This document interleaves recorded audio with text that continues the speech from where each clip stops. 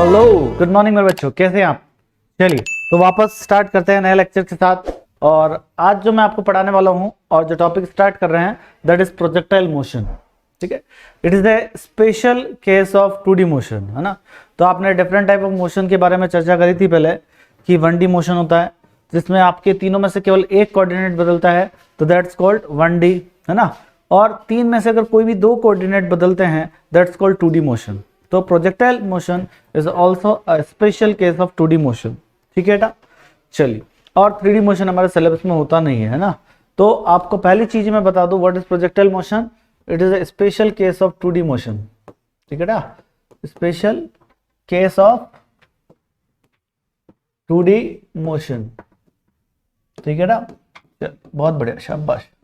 पहली चीज आपको क्लियर हो जानी चाहिए कि projectile motion is a part of 2D motion, it is a special case of 2D motion.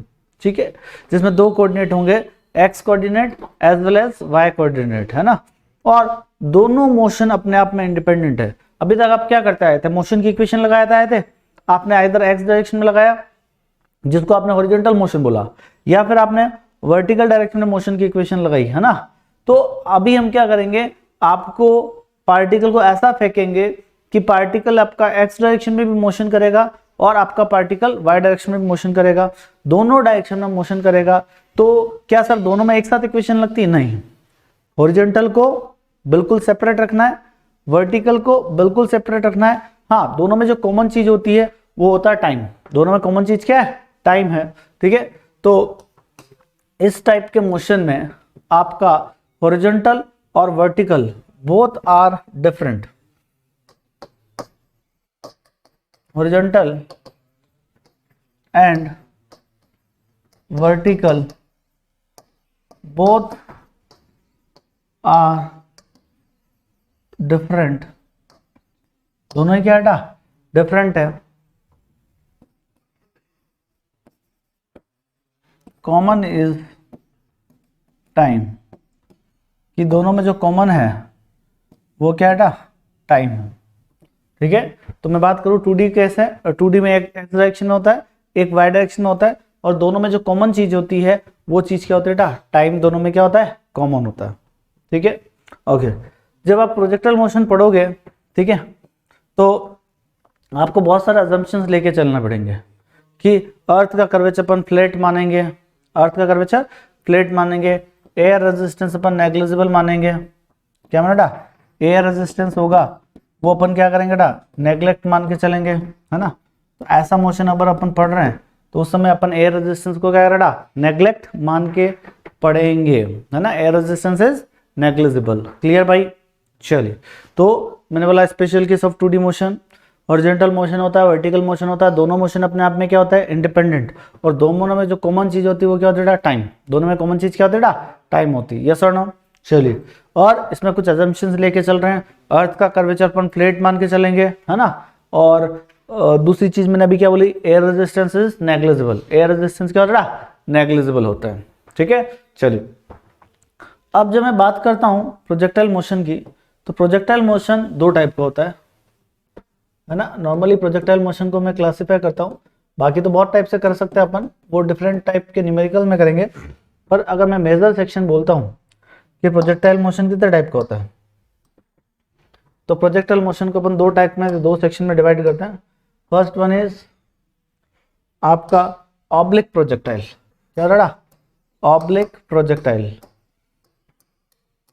Oblique projectile, तो क्या होता है ऑब्लिक प्रोजेक्टाइल में? कि आप एक ऑब्जेक्ट को फेंक रहे हो, एक आप ऑब्जेक्ट को फेंक रहे हो, ठीक है, किसी एंगल पे। ऑब्जेक्ट को आप क्या कर रहे हो? किसी एंगल पे फेंक रहे हो, और ये ग्रेविटी के अंदर ट्रैवल करता हुआ वापस अर्थ पे आके गिरता है। It will travel under the effect of gravity and return to the surface of earth. ये वाई एक्सिस होता है, ये क्या होता है? X axis. ये क्या होता है? Y axis. ये क्या होता है? X axis. ग्रेविटी के इफेक्ट में ट्रैवल करता हुआ वापस आके अर्थ की सरफेस पे गिरता है, तो ये क्या कहलाता है बेटा? Oblique projectile. क्या कहलाता है? Oblique projectile. ठीक है, और दूसरा जो आपका होता है वो होता है हॉरिजॉन्टल। क्या होता है? Horizontal projectile. ठीक है, हॉरिजॉन्टल प्रोजेक्टाइल, ठीक है।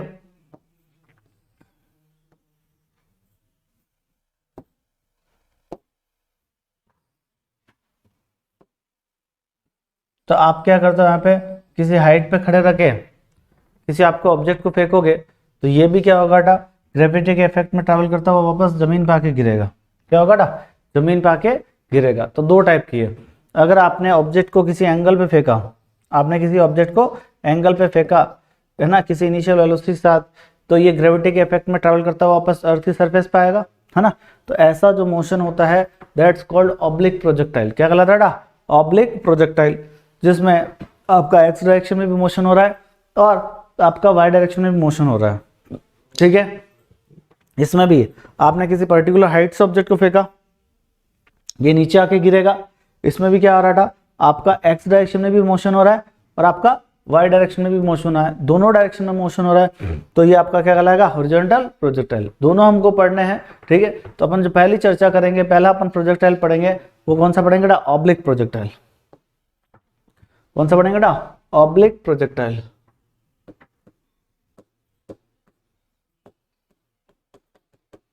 ठीक है, ऑब्लिक प्रोजेक्टाइल, ठीक है। देखो अभी जैसे मैंने बताया ऑब्लिक में क्या होता है, ऑब्लिक में आपने किसी एंगल पे फेंका और हॉरिजॉन्टल में किसी हाइट से फेंका, ये आपको क्लियर होना चाहिए, ठीक है। ऑब्लिक प्रोजेक्टाइल की बात कर रहा हूं मैं, ठीक है। पहले मैं एक डायग्राम बनाता हूं, बिल्कुल ढंग से सीखना, इसमें डायग्राम बहुत अच्छा बनता है ना। और डायग्राम से बहुत सारी चीजें क्लियर होगी आपकी, है ना।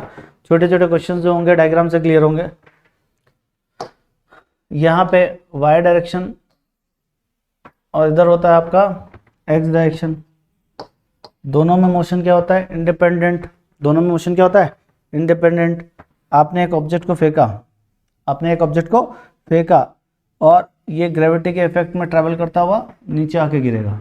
मान लो अगर ग्रेविटी नहीं होता, ग्रेविटी नहीं होता तो क्या करता, ये ऑब्जेक्ट सीधा सीधा निकल जाता, है ना।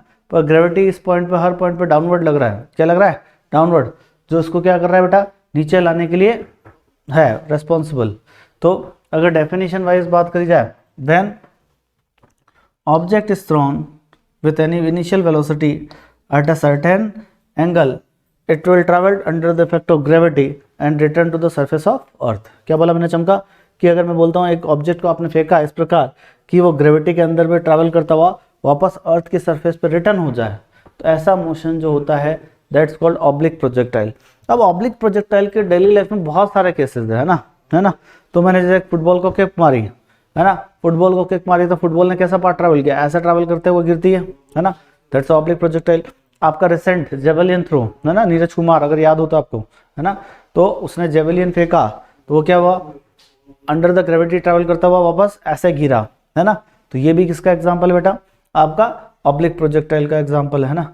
मैंने एक पेन ड्रॉप किया, यहाँ से सीधा पेन फेंका या बॉल फेंकी, तो वो क्या होगा बेटा, सामने वाले ने उसको कैच करी, तो उसने जो पाथ फॉलो किया वो भी क्या है बेटा, एक प्रोजेक्टाइल मोशन है, ठीक है। तो डेली लाइफ में सारे एग्जाम्पल जो 2D के हैं, है ना, वो अपन नॉर्मली देख पा रहे हैं। यहाँ पे जो मैंने बताया आपको वो क्या है बेटा, ऑब्लिक प्रोजेक्टाइल के एग्जाम्पल है। किसका बेटा, ऑब्लिक प्रोजेक्टाइल।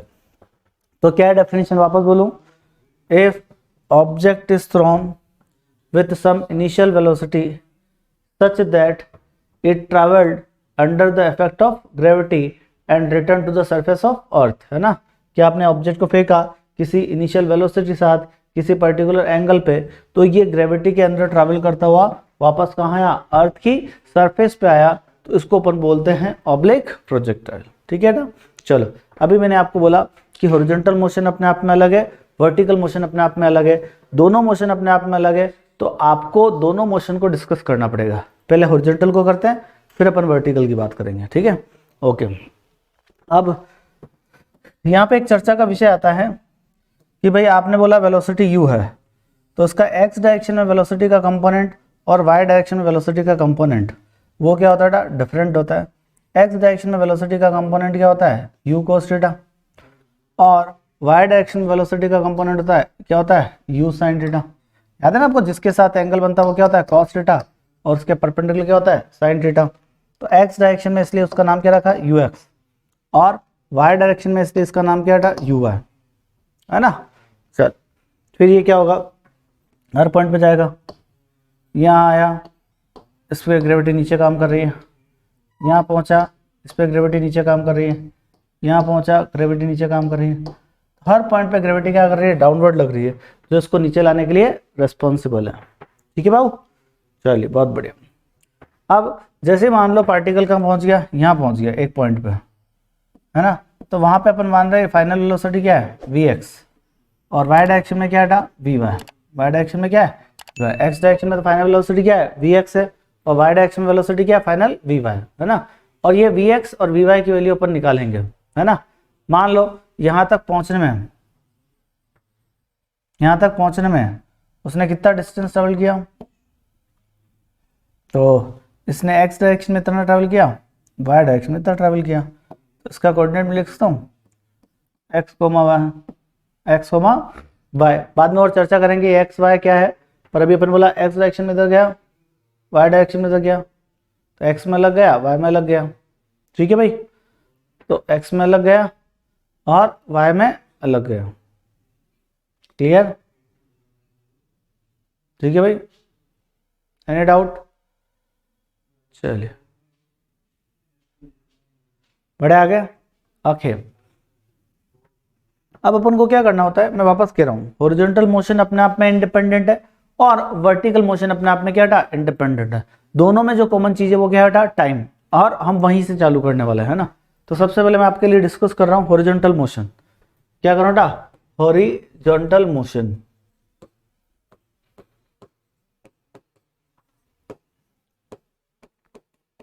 हॉरिजॉन्टल मोशन समझना है इसको ना। मोशन की इक्वेशन आपको सब याद होनी चाहिए। पहले तो आपने बोला सर हॉरिजॉन्टल डायरेक्शन में वेलोसिटी कितनी है, तो ux इनिशियल वेलोसिटी क्या है, u cos थीटा। अच्छा, एक आपको चीज पहले ही क्लियर हो जानी चाहिए, एक x डायरेक्शन में ऐसा कोई भी फोर्स नहीं है जो उसको आगे की तरफ ले जा रहा है।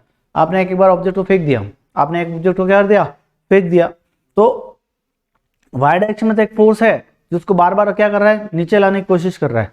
पर x डायरेक्शन में ऐसा कोई भी फोर्स नहीं है जो उसको आगे ले जा रहा है। वो इनिशियल वेलोसिटी दी है पर कोई फोर्स नहीं, ध्यान रखना। तो फोर्स तो बीच में ऐसा कोई फोर्स नहीं लग रहा है कि उसको आगे करके ऐसा करके ले जाएगा, है ना, प्रोपेल नहीं कर रहा है, कोई आगे उसको धक्का नहीं दे रहा है ना। तो x डायरेक्शन में कोई भी एक्सटर्नल फोर्स नहीं होता है। अगर एक्सटर्नल फोर्स नहीं होता है तो अपन बोलेंगे मास इनटू एक्सेलरेशन कितना होगा, 0। तो एक्सेलरेशन कितना होगा बेटा, x डायरेक्शन में 0 होगा।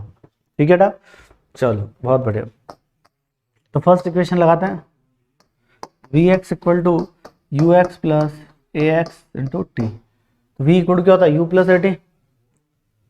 तो Vx equal to you x value क्या है, u cos थीटा, और ए एक्स वाला तो क्या हो गया, 0।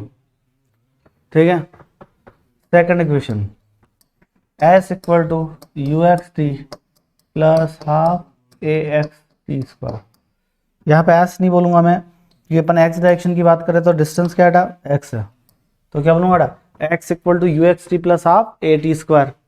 यू एक्स की वैल्यू क्या है, u cos theta into T plus half A कितना था, 0। तो क्या आ जाएगा, u cos theta into T, ये आ जाएगा x। क्या आ जाएगा, x। तो x की वैल्यू जो आ गई वो क्या आएगा, u cos theta into T. क्या है, u cos theta into T, है ना। अच्छा, थर्ड लगाने की मुझे जरूरत है ही नहीं। थर्ड लगाने की जरूरत क्यों नहीं सर, क्योंकि आपकी थर्ड इक्वेशन और फर्स्ट इक्वेशन क्या आएगी, सेम आएगी, v square equal to you square आ जाएगा, तो v इक्वल टू यू। ठीक है, इसलिए अपन थर्ड नहीं लगा रहे। ठीक है, चलिए बहुत बढ़िया। सिमिलर ये मोशन की इक्वेशन में वर्टिकल डायरेक्शन में लगाऊं, कहाँ लगाऊं बेटा, वर्टिकल डायरेक्शन में, है ना। तो वर्टिकल डायरेक्शन में आपको पता होना चाहिए कि सर यू वाई, ठीक है, वो तो कितना था, u sin theta initial velocity, और एक्सेलरेशन आपका जो था वो क्या था, -g। तो अब ऑब्जेक्ट को कहाँ फेंका, ऊपर फेंका, ग्रेविटी हर पॉइंट पे कहाँ लग रही है, डाउनवर्ड, जो उसको क्या कर रही है, नीचे लाने की कोशिश कर रही है। तो y डायरेक्शन में एक फोर्स है, y डायरेक्शन में फोर्स है, जिसकी वजह से आपका एक्सेलरेशन क्या लगेगा, डाउनवर्ड लगेगा, है ना। ओके, नाउ चलो सीधी इक्वेशन ही लिखता हूं। पहले equation v y equal to u y plus a y t, ये आपकी फर्स्ट इक्वेशन है। V y equal to u y की वैल्यू क्या हो गई, u sine theta minus a की वैल्यू क्या है जी, तो v y equal to u sine theta minus g t. Okay, second equation जो मैं आपके सामने लिखने जा रहा हूँ वो क्या होता है, y equal to u y t plus half a y t square. तो ये क्या हो गया, u sine theta into t minus half g t square. ये क्या आ जाएगा, y की वैल्यू क्या आ जाएगी बेटा, y की वैल्यू। ठीक है भाई, तो क्या होगा u sine theta minus half g t square. ये आपकी क्या था, सेकंड इक्वेशन आ गई। और थर्ड इक्वेशन की जब मैं बात करूंगा तो क्या आएगा, v y square equal to u y square minus two g y. V square equal u square plus two s होता ना, तो v y square equal to u y square minus two g y. ये आपकी third equation क्या होगा बेटा, third equation. तो आपने क्या डिस्कस कर लिया, अभी आपने हॉरिजॉन्टल में सारी मोशन की इक्वेशन लिख ली, आपने वर्टिकल डायरेक्शन में मोशन की सारी इक्वेशन लिख ली। मैंने बोला horizontal motion as well as vertical motion both are different to each other, दोनों एक दूसरे से क्या डिफरेंट है। आपको हॉरिजॉन्टल में अलग इक्वेशन लगानी है और वर्टिकल में अलग इक्वेशन लगानी है, और दोनों में जो कॉमन चीज है वो क्या बेटा, टाइम है। दोनों में क्या है कॉमन चीज क्या है, टाइम है। तो पहला काम आपने किया क्या, हॉरिजॉन्टल में और वर्टिकल में आपने क्या कर लिया, इक्वेशन लगा दी। ओके सर, प्रोजेक्टाइल मोशन में क्या करना क्या चाह रहे हो आप, है ना। तो प्रोजेक्टाइल मोशन में मैं आपको ये बताना चाह रहा हूँ कि जब पार्टिकल गया तो वो एक्स में कितना गया, वाई में कितना गया, एक्स में वेलोसिटी कितनी, वाई में वेलोसिटी क्या है ना। इसके अलावा यहाँ पे कुछ इंपॉर्टेंट चीजें हैं, है ना, कि जब t इक्वल टू 0 था तो पार्टिकल कहाँ था, यहाँ पे, यहाँ से फेंका हाईएस्ट पॉइंट तक गया, वापस यहाँ आया, है ना, और यहाँ पे हो गया की इक्वल टू कैपिटल टी, है ना। तो कैपिटल टी वो टाइम है जितने समय के लिए आपका पार्टिकल हवा में रहा, तो it is a time for which particle remain in air. वो टाइम जिसमें आपका पार्टिकल क्या रहता है, हवा में रहता है, उसको हम क्या कहते हैं बेटा, या जितनी देर तक पार्टिकल क्या रहता है हवा में रहता है, वो क्या कहलाता है बेटा आपका, है ना, टाइम ऑफ फ्लाइट। क्या कहलाता है, टाइम ऑफ फ्लाइट। तो यहां से लेके यहां तक का टाइम, जितनी देर पार्टिकल आपका हवा में है, that's called time of flight. अच्छा, अब इसके दौरान इसने कितनी डिस्टेंस कवर करी, कितनी हॉरिजॉन्टल डिस्टेंस कवर करी, that's called range. That's called range denoted by R, इसको अपन क्या आर कहते हैं, है ना। और इस जर्नी में उस पार्टिकल ने हाईएस्ट, ठीक है, हाइट कितनी अटेंड करी, दैट्स कॉल्ड वर्टिकल हाइट, जिसको अपन वर्टिकल हाइट भी बोलते हैं या मैक्सिमम हाइट भी बोलते हैं ना। बाकी हाइट तो किसी भी पॉइंट पे हो सकती है, वाई तो किसी भी पॉइंट पे हो सकता है ना, पर हाईएस्ट पॉइंट पे जो हाइट होती है या वर्टिकल डिस्टेंस है, दैट्स कॉल्ड मैक्सिमम हाइट, है ना। तो आपको यहाँ पे 3 फॉर्मूले डिराइव करने हैं ना, 3 फॉर्मूले डिराइव करने हैं। कौन कौन से, एक तो आपको रेंज का क्या करना है, टाइम ऑफ, सबसे पहले टाइम ऑफ फ्लाइट का करूंगा, कौन सा करूंगा, टाइम ऑफ फ्लाइट क्या होता है। सेकंड क्या करूंगा बेटा, रेंज, सेकंड क्या करूंगा, रेंज की रेंज क्या होता है। और थर्ड मैं आपको निकालूंगा हाइट। थर्ड क्या निकालेंगे बेटा, हाइट। तो क्या क्या बोला मैंने, वापस बोलो, एक तो आपको रेंज निकालना है, एक आपको वर्टिकल हाइट निकालना है, एक आपको टाइम ऑफ फ्लाइट निकालना है। तो सर कैसे स्टार्ट किया जाए, अब देखो बात करता हूं, वापस इसी डायग्राम पे आ जाता हूं मैं। अब यहाँ पे भी आपने थोड़ी देर क्या बोला था पहले कि सर आपकी हॉरिजॉन्टल वेलोसिटी जो है वो क्या रहती है, कांस्टेंट रहती है, और वो क्या होती है, यू cos थीटा, है ना। बेसिकली इसको मैं बात करूं हॉरिजॉन्टल मोशन, तो एक टाइप का यूनिफॉर्म मोशन है, क्या यूनिफॉर्म मोशन, है ना, तो एक्सेलरेशन कांस्टेंट, तो ये क्या शो करता है, एक्स डायरेक्शन की वेलोसिटी क्या है, एक्सेलरेशन अगर 0 है, एक्सेलरेशन क्या है 0, तो एक्स डायरेक्शन की वेलोसिटी क्या रहती है बेटा, कांस्टेंट रहती है। मतलब एक्स डायरेक्शन में वेलोसिटी हमेशा क्या रहेगी बेटा, सेम रहेगी, वो कभी बदलने वाली नहीं है, और कभी बदलने वाली नहीं है तो वही अपन देखना चाह रहे हैं, वो क्या रहेगी, कभी बदलेगी नहीं तो क्या रहेगी, ठीक है बेटा। ओके, तो यहाँ पे डायग्राम पे चर्चा करते हैं, ध्यान से देखो। तो सर इधर वेलोसिटी क्या है, यू cos थीटा, तो सर इस पॉइंट पे वेलोसिटी क्या रहेगी, यू cos थीटा ही रहेगी। सर इस पॉइंट पे बात करूँ तो भी क्या रहेगी, यू cos थीटा रहेगी। इस पॉइंट पे बात करी तो भी क्या रहेगी, यू cos थीटा रहेगी। इस पॉइंट पे बात करी तब भी क्या रहेगी, यू cos थीटा रहेगी। तो आपको एक चीज तो क्लियर हो जानी चाहिए कि कौन सी वेलोसिटी थ्रू आउट सेम रहती है। तो आप बोलोगे sir you cos theta through out क्या रहता है, सेम रहता है पूरे मोशन में, यू cos थीटा कभी भी बदलता नहीं है। अच्छा, और छोटे छोटे क्वेश्चन अपन डिस्कस करेंगे कि हाईएस्ट पॉइंट पे वेलोसिटी और एक्सेलरेशन के बीच में कितना एंगल होता है। ये बहुत इंपॉर्टेंट क्वेश्चन है। क्या क्वेश्चन है? हाईएस्ट पॉइंट पे वेलोसिटी और एक्सेलरेशन के बीच में कितना एंगल है। तो आप दिमाग लगाओ कि सर हाईएस्ट पॉइंट पे एक ही वेलोसिटी है, कौन सी टा? क्योंकि हाईएस्ट पॉइंट पे जब जाएंगे तो वर्टिकल वेलोसिटी तो जीरो हो जाएगी ना भाई, वाई डायरेक्शन की वेलोसिटी तो जीरो हो जाएगी। अगर ये नहीं जीरो होती तो पार्टिकल और ऊपर जाता, पार्टिकल क्या होता? और ऊपर जाता। तो अपन बोले तो हाईएस्ट पॉइंट पे वर्टिकल डायरेक्शन की वेलोसिटी क्या हो जाती है? वी वाई क्या हो जाता है? जीरो हो जाता है। तो वहां पे एक ही वेलोसिटी, वो कौन सी? यू कोस थीटा, वो कहाँ लग रही? इधर। और ग्रेविटेशनल एक्सेलरेशन क्या लग रहा है? डाउनवर्ड लग रहा है ना। ग्रेविटेशनल एक्सेलरेशन क्या लग रहा है? डाउनवर्ड लग रहा है। इन दोनों के बीच का एंगल कितना बेटा? 90 डिग्री। कितना बेटा? 90 डिग्री। समझ गए बेटा? तो क्या बोला बेटा चमका कि ग्रेविटी आपका क्या लग रहा है? डाउनवर्ड द अर्थ लग रहा है। तो उसमें दोनों के बीच में एंगल कितना हो जाएगा? 90 डिग्री। ठीक है, चलिए बहुत बढ़िया। अब देखो आपको टाइम ऑफ फ्लाइट निकालना है। टाइम ऑफ फ्लाइट का मतलब समझो, यहां से पार्टिकल आपने फेंका, यहां तक आया है ना। मैंने आपको 1D में बताया था, जितना टाइम ऊपर जाने में लगता है उतना टाइम नीचे आने में लगता है। मैंने पार्टिकल को फेंका, जितने टाइम में ऊपर गया उतने टाइम में वापस क्या होता है? नीचे आता है। तो यहां से यहां तक का टाइम निकाल लूं, फिर उसको डबल कर दूं तो यहां से लेके यहां तक का पूरा टाइम निकल जाएगा। वापस बोलो चमका, क्या बोला मैंने? अगर मैं यहां से लेके यहां तक का टाइम निकाल लूं, मैंने पार्टिकल को फेंका तो ये हाईएस्ट पॉइंट पे गया, फिर वापस नीचे आया, तो मैंने बोला यहां से यहां तक जितना टाइम लगता है उतना टाइम यहां से वापस यहां तक आने में लगता है ना। तो अगर मैं यहां से लेके यहां तक का टाइम निकाल लूं और यहां से लेके यहां तक का टाइम निकालूं और दोनों को ऐड कर लूं तो टोटल टाइम निकल जाएगा, नहीं निकल जाएगा भाई, है ना। तो वो मैं करना चाह रहा हूं। कैसे करें? देखिए आपको ये चीज यूज करनी पड़ेगी कि सर वाई डायरेक्शन की वेलोसिटी क्या है? हाईएस्ट पॉइंट पे 0, है ना। तो पहला फॉर्मूला मैं डिराइव कर रहा हूं और वो है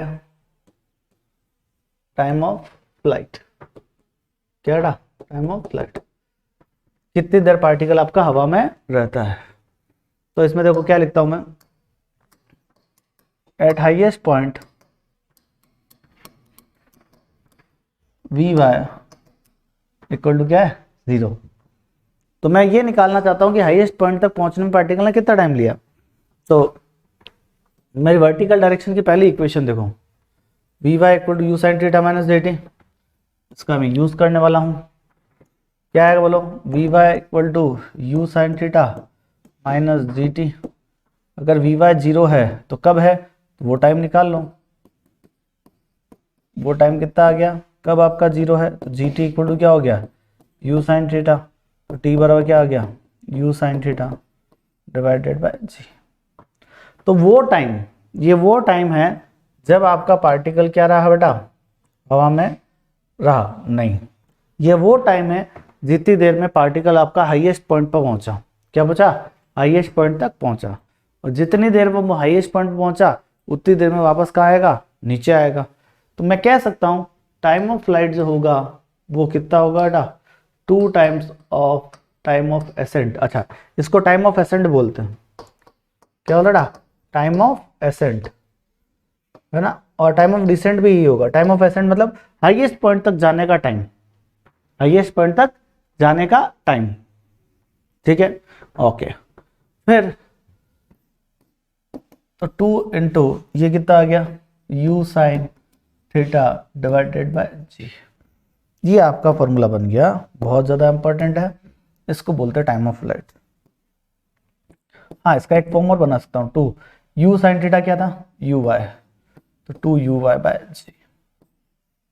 ये आपका कहलाता है टाइम ऑफ फ्लाइट। क्या कहलाता है? टाइम ऑफ फ्लाइट मतलब कितनी देर पार्टिकल आपका हवा में रहा, कितनी देर पार्टिकल आपका हवा में रहा, that's called your time of flight. चमका नहीं चमका बोलो? मैंने क्या बोला? पार्टिकल को आपने फेंका तो हाईएस्ट पॉइंट तक पहुंचा, तो हाईएस्ट पॉइंट तकने में कितना टाइम लगा? हाईएस्ट पॉइंट तक पहुंचने में कितना टाइम लगा? तो वो आपने निकाल लिया 2 यू साइन थीटा बाय जी। जितना टाइम हाईएस्ट पॉइंट तक पहुंचने में लगा उतना टाइम वापस नीचे आने में लगा। तो क्या हो गया बेटा? You sine theta by G. तो टोटल टाइम ऑफ फ्लाइट कितना हो गया? 2 you sine theta by G, है ना। तो टोटल टाइम ऑफ फ्लाइट क्या हो गया? 2 you sine theta by G. ठीक है बाबू, बहुत बढ़िया बहुत बढ़िया। तो पहला फॉर्मूला आपने डिराइव कर लिया, वो क्या है बेटा? टाइम ऑफ फ्लाइट का जो कितना आ गया? 2 यू साइन थीटा बाय जी। दूसरा जो डेरिवेशन में आपसे करवाना चाह रहा हूं वो मैं करवाना चाह रहा हूँ हॉरिजॉन्टल रेंज, हॉरिजॉन्टल रेंज। या पहले अगर हाँ वर्टिकल की बात करें तो वर्टिकल ही चलने देते हैं। मैं आपको मैक्सिमम हाइट कैलकुलेट करवा देता हूँ, मैक्सिमम हाइट, है ना, मैक्सिमम हाइट।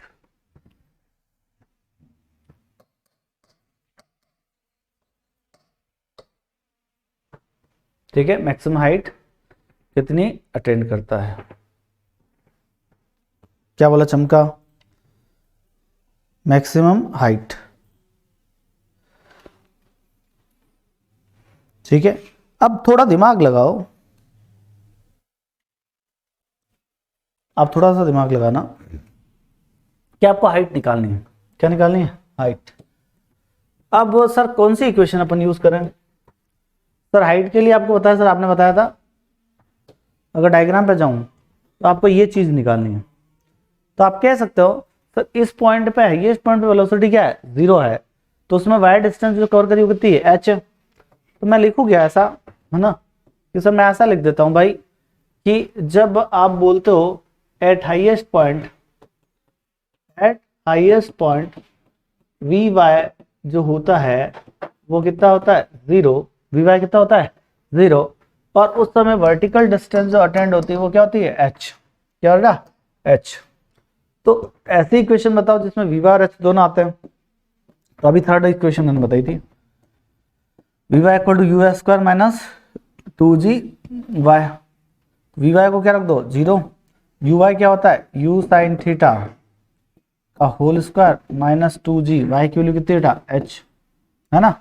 तो क्या हो गया बेटा बोलो, तो 2gh इक्वल टू क्या हो गया, u square sine square theta, है ना। तो h की वैल्यू जो आएगी क्या आ जाएगी, u square sine square theta upon 2g।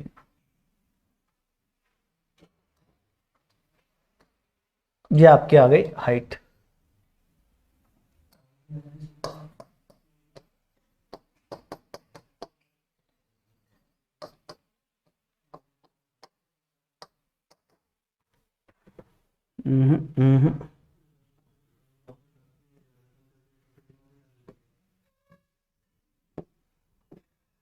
That's called maximum height. तो आपने सेकंड फॉर्मूला डिराइव कर लिया, वो आपका क्या कहलाता है, मैक्सिमम हाइट का। ठीक है, थर्ड आपको निकालना है हॉरिजॉन्टल रेंज।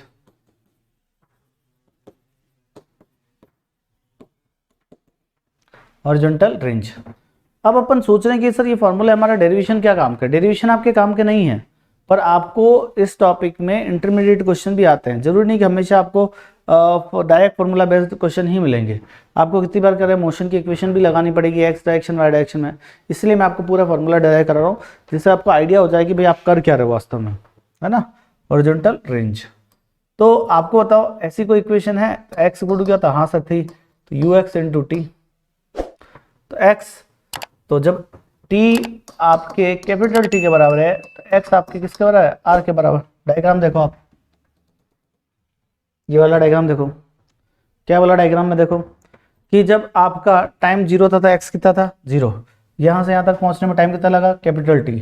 तो जब आपका टाइम कितना हो गया t, तो आपकी x डिस्टेंस जो ट्रैवल करी वो x डिस्टेंस कितनी होगी बेटा, r के बराबर। x डिस्टेंस कितनी होगी बेटा, r के बराबर। चलो ठीक है, तो यहां पे मैं क्या करूं, ये x है उसको तो क्या लिख दूं, r, यू एक्स का पता ही है u cos theta into T की जगह लिख दूं टाइम। तो r बराबर क्या हो गया, यू एक्स को क्या लिखा आपने, u cos थीटा, और टाइम ऑफ फ्लाइट का फॉर्मूला क्या होता है, 2u sin theta divided bye g। हाँ, हालांकि इस फॉर्म को आप फॉर्मूला को ऐसे लिख सकते हो, यू एक्स, ये 2 आ गया, u sin थीटा क्या हो गया, यू वाई अपॉन जी। तो आपने एक फॉर्मूला तो ये लिख लिया, 2ux यू वाई अपॉन जी। दूसरा अपन ने ये लिखा कि u इंटू यू क्या हो गया, यू स्क्वायर और ये आ गया 2 sine theta cos theta divided by G, U square 2 sine theta cos theta divided by G, है ना। अब 2 साइन थीटा कॉस थीटा, ये जो फॉर्मूला होता है ये होता है साइन 2 थीटा का। इसका फॉर्मूला होता है साइन 2 थीटा का। तो ये आ गया U square sine 2 theta divide by G, ठीक है। तो ये आपका एक रेंज का फॉर्मूला बन गया। क्या बन गया ना, रेंज का फॉर्मूला, कि आपका रेंज जो होती है वो क्या होता है, U square sine 2 theta by G, है ना। और आप क्या लिख सकते हो, sine 2 sine theta cos theta equal to sine 2 theta. बहुत काम आएगा ये फॉर्मूला, ध्यान रखना न्यूमेरिकल सॉल्व करने के लिए। तो जब मैं आपको न्यूमेरिकल सॉल्व करूंगा तो ये फॉर्मूला बहुत ज़्यादा काम आने वाला है, बहुत ज़्यादा काम आने वाला है, कि रेंज जो होता है क्या होगा, U square sine 2 theta by G होता है ना। Any doubt? पक्का? चलिए बहुत बढ़िया, शाबाश, ठीक है। तो आपने 3 फॉर्मूले मोटे मोटे तौर पे याद कर लिए अभी, रेंज, हाइट और टाइम ऑफ लाइट। रेंज मतलब कितनी हॉरिजॉन्टल डिस्टेंस कवर करी, हाइट मतलब कितनी वर्टिकल डिस्टेंस कवर करी, और टाइम ऑफ लाइट कितनी देर पार्टिकल आपका हवा में रहा, वो आपका क्या कहलाता है, टाइम ऑफ लाइट, है ना। ये आपका मोटे मोटे तौर पे क्या हो गया, प्रोजेक्टाइल मोशन का बेसिक पार्ट हो गया, ठीक है। एक सेक्शन और करवा देता हूं मैं, क्योंकि न्यूमेरिकल अभी अपन इस सेक्शन में नहीं करेंगे, अगले सेक्शन में करेंगे। वो होता है ट्रेजेक्टरी इक्वेशन। क्या होता है ना, ट्रेजेक्टरी इक्वेशन। ट्रेजेक्टरी का मतलब क्या होता है, पहले तो ये समझो कि फॉर सपोज मैंने उस पार्टिकल को फेंका, पेन फेंका, ये नीचे आया, तो इसने कैसा बात फॉलो किया, इसने स्ट्रेट लाइन फॉलो किया, तो इसकी ट्रेजेक्टरी क्या बन गई, स्ट्रेट लाइन, है ना। मैंने बोला, मैंने आपका हाथ को ऐसे घुमाया, मैंने अगर हाथ को ऐसे घुमाया तो आपको देखने पे ये कैसा दिख रहा है, सर्कुलर मोशन, तो इसकी ट्रेजेक्टरी क्या बन गई, सर्कुलर मोशन, है ना। अगर मैं पार्टिकल को भी अभी 2D ऑब्जेक्ट पे फेंका था तो वो ऐसा कर रहा था, तो ऐसा मोशन जो होता है उसको क्या कहते हैं भाई, हाँ, तो ये जो मोशन होता है दैट्स कॉल्ड प्रोजेक्टाइल मोशन, है ना, प्रोजेक्टाइल मोशन होता है। पर मैथमेटिकल लैंग्वेज में क्या बोलते हैं इसको, पैराबोलिक, क्या था, पैराबोलिक मोशन, क्या था, पैराबोलिक मोशन।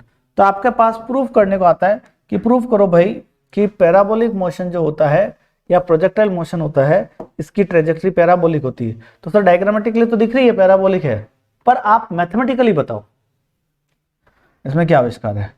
अब ये पैराबोला जो होता है इसमें ये वाई एक्सिस होती है, क्या वाई एक्सिस होती है, तो ये क्या होता है एक्स एक्सिस। तो वाई एक्सिस अपने आप में अलग होती है, एक्स एक्सिस अपने आप में अलग होती है। तो y equal to a x plus b x square, it is equation of parabola, it is equation of parabola, है ना। तो ये एक पैराबोला की इक्वेशन है, पैराबोला की इक्वेशन है, ठीक है। तो y equal to a x plus b x square, ठीक है, okay, it is the equation of parabola, it is the equation of parabola, ठीक है भाई। अब इस फॉर्म में आपको लानी है। तो सर ऐसी इक्वेशन तो है ही नहीं हमारे y और x में, हमारी इक्वेशन तो क्या है, y और t में है। आपने ये इक्वेशन जरूर पढ़ी है, u sine theta t minus half g t square. हाँ सर ये इक्वेशन जरूर है y की, और यहाँ टाइम की जगह क्या रहा है, x आ रहा है। और मैंने आपको वैसे बोला था मोशन x डायरेक्शन अलग है, y डायरेक्शन अलग है, दोनों में कॉमन चीज क्या है, टाइम। तो आपके पास एक इक्वेशन ये भी है, x equal to u cos theta into time. तो यहाँ से आप टाइम निकाल लो, क्या आएगा, x upon U cos theta. तो ये टाइम के लिए उठा के डाल दो, y बराबर क्या हो गया, u sine theta into X upon U cos theta minus half G, ये आ जाएगा सॉरी क्या हो जाएगा, X square upon you square cos square theta, ठीक है, ये आपका बन जाएगा। अब आप यहाँ पे देखो u से u आपका क्या हो गया, कैंसल आउट। तो x ये sign theta upon cos theta क्या बन गया, टेन थीटा। तो क्या बन गया, x tan theta minus half g x square upon you square cos square theta. हाँ सर आप मोटे मोटे तौर पे कह सकते हो, आपको ये इक्वेशन इसके जैसी लग रही है। यहाँ पे देखो y है, तो यहाँ पे भी क्या है, y। यहाँ पे a है, यहाँ पे इसको क्या बोला मैंने, a। यहाँ पे x है, तो यहाँ पे भी क्या है, x है। यहाँ पे x स्क्वायर है, यहाँ पे भी क्या है, x स्क्वायर। यहाँ पे b है, तो यहाँ पे पूरा बचा हुआ क्या है, b है ना। तो this equation is just identical to parabolic equation, है ना। ये इक्वेशन दिखने में कैसे दिख रही है, पैराबोलिक इक्वेशन दे रखी है। तो अपन कह सकते हैं हाँ भाई ये पाथ जो होता है वो कैसा है, प्रोजेक्टाइल का जो पाथ होता है वो कैसा होता है, पैराबोलिक होता है। ये प्रूफ हो गया है ना। हालांकि इसको आप ऐसे और कॉमन कर सकते हो कि आपका y जो है ना, यहाँ से आपका x tan थीटा में कॉमन ले लूँ तो बचेगा क्या, 1 माइनस, है ना। देखना क्या किया मैंने यहाँ से x tan थीटा कॉमन ले लिया, तो जो कॉमन नहीं होता वो डिवाइड में चला जाता है, तो यहाँ से तो एक x कॉमन में आ जाएगा, है ना। तो क्या आ जाएगा, जी एक्स तो एक कॉमन में आ गया, U square cos square theta already था और tan थीटा नहीं था तो वो डिवाइड में आ गया। सर उससे क्या उखाड़ लिया हमने, ये देखो क्या उखाड़ा, देखो आप खुद, ये x tan theta 1 minus g x upon you square cos square theta sine theta upon cos theta, ये क्या आ गया tan थीटा। एक कॉस थीटा से कॉस थीटा क्या हो गया, कैंसिल। तो सर इससे फायदा क्या हो रहा है, इससे फायदा ये हो रहा है U square cos square theta upon G, है ना। अच्छा हाफ भी था ना एक, तो 2, तो क्या हो गया 2 साइन थीटा कॉस थीटा, तो साइन 2 थीटा लिख दिया, तो क्या आ गया x tan theta 1 minus g upon 2 u square sine theta cos theta, सीधा लिख रहा हूँ u square sine 2 theta, u square sine theta upon g, ये क्या होता है, रेंज होता है सर ये तो y बराबर क्या हो गया x tan theta 1 minus x by, ये भी आपकी क्या बेटा एक ट्रेजेक्टरी की इक्वेशन हो गई। तो this is your trajectory equation, this is your trajectory equation. Sir ये काम क्या सर इसका, इसका काम ये है कि जब आपको दो इक्वेशन दे रखी है तो ये दो इक्वेशन आपको कंपैरिजन करके रिजल्ट निकालना होता है। क्या करना होता है, कंपैरिजन करके रिजल्ट निकालना होता है कि आपको दो कंडीशन कुछ भी दे दी और आप कंपैरिजन करो, फिर आप रिजल्ट फाइंड करो जो आपको कंक्लूड करना है। ठीक है ना, चलिए तो आज के लिए इतना काफ़ी है। हमने क्या क्या कर लिया वापस देखो, मैं अपने प्रोजेक्टाइल मोशन बताया सबसे पहले कि what is projectile motion, it's a special case of 2D motion, है ना, जिसमें x डायरेक्शन में मोशन होता है, y डायरेक्शन में मोशन होता है। दोनों में जो कॉमन चीज होती है वो क्या होता है, टाइम, है ना। इसमें अजम्पशन लेके चले थे अपन कि अर्थ का कर्वेचर फ्लैट मान के चलेंगे, है ना, और आप बोलोगे एयर रेजिस्टेंस क्या है, नेग्लिजिबल। दो टाइप का मोशन होता है, ऑब्लिक प्रोजेक्टाइल और हॉरिजॉन्टल प्रोजेक्टाइल। आपने ग्राउंड से किसी एंगल पे फेंका, that's called your oblique projectile, और किसी हाइट से खड़े रह के आपने फेंका, that's called your horizontal projectile. आज जो अपन ने डिस्कस किया वो कौन सा डिस्कस किया था, ऑब्लिक प्रोजेक्टाइल, उसका डायग्राम हमने डिस्कस किया, है ना, जिसमें दो डायरेक्शन में मोशन होता है, एक्स डायरेक्शन और वाई डायरेक्शन।